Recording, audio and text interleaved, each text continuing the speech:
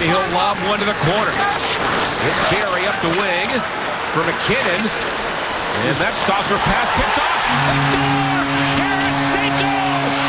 His 22nd is a new career high.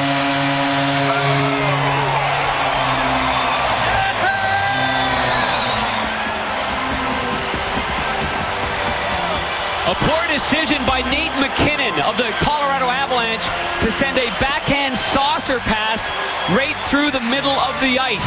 Vladimir Tarasenko makes them pay. And you see Yaskin on the left side. There's the saucer pass there. And it's picked off by Tarasenko. And Tarasenko not only picks it off there, flips it through the legs, gets it in one quick motion, and says, thanks for coming.